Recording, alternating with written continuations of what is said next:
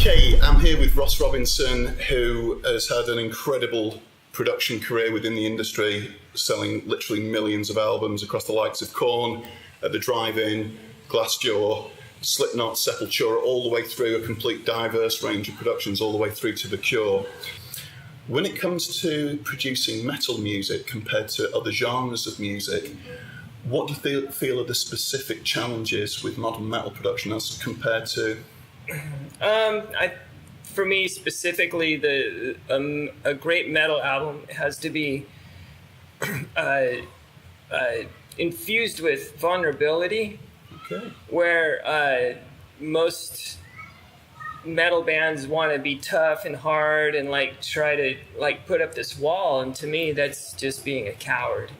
So what I want to do is make sure that people are feeling intimately what the singer is singing about. Emotion. And then what that turns into is a craving for each instrument, for each sound, and for performance and all of that. It just comes from fearless vulnerability in not looking good or tough or whatever, because it's, yeah. So staying with the performance side of things, are click tracks something that you feel works for the bands you produce with, or does it vary with the band? For bands that I do, I don't. You stay away from Yeah, it's not acceptable. Right, okay. It's another attempt to looking good, basically saying that my internal clock is not good. Sure. And so I'm afraid to be me, and therefore I'm going to fake you out and pretend like I'm something else. And that's not organic or vulnerable. No matter how great you are, you're not going to be perfect on those kicks, you know? And that's, I tell people, I want you to make mistakes. Yeah. You have 100% permission to completely wreck the song.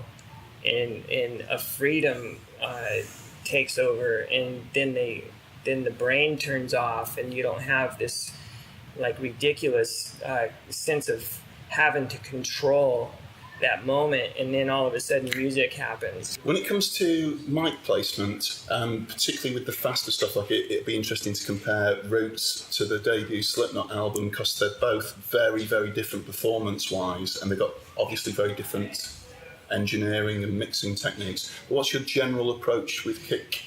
Same engineering, same mics, different band. Yeah. So basically, when you record it natural and raw, you expose the personality.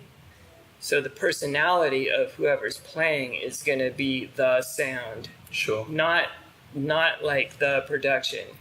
I basically listen to 70s only. Sure. Pretty much, and and those guys played it for real. They were. Yeah. The drums were basically mostly, compared to now, lo-fi. Yeah. And now everybody wants everything to sound like a guitar. Like, it has to be a, compression. That's a guitar sound, not a drum sound. Sure. So will you generally go for a double mic approach or single mic? I like the outside head ring. Yeah. And then the inside, is... Sure.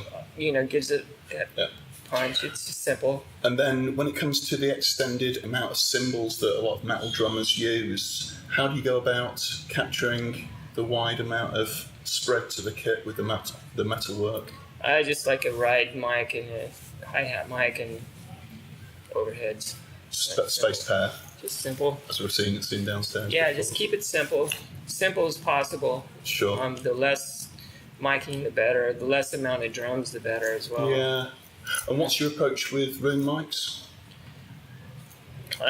Well, you heard that thing I was doing down Yeah. there. It's just one crush mic, and I have through 1176 with all 4 buttons pressed in and the Sure. input slammed, and Yeah. and it's a tight little room, and It sounds really punchy. Yeah, and it sounds big, With bass, how many tracks do you tend to spread the bass over? DI, cab, and any other sources? Oh, on Korn, Reggie's bass tone was and then it had all this low end, but mic the tweeter. There's this cool pedal that I use. It's called a line selector. It's like a guitar pedal. Yeah. And basically I'll mix in distortion with the straight tone. Got you. And I'll put effects and stuff, whatever I want through that, and like keep all the Got you. the low end from the Do you tend to double mic guitars or single mic? single. Single mic, okay, and obviously close mic, spot mic. It's just getting it at the source, Yeah. the amp and the guitar, Sure. or the bass or whatever. Just get it at the source first and get what you want to hear, Sure. and then don't mess with it. And when it comes to rhythm guitar takes, do you tend to double track or quad track? It depends on the band. Right. Yeah. So with debut Slipknot album, Well, it's 2 guitar players, so bam, and then I would, we'd create something in the middle, and right, and same with Roots. oh yeah, So one guitar aside. yeah.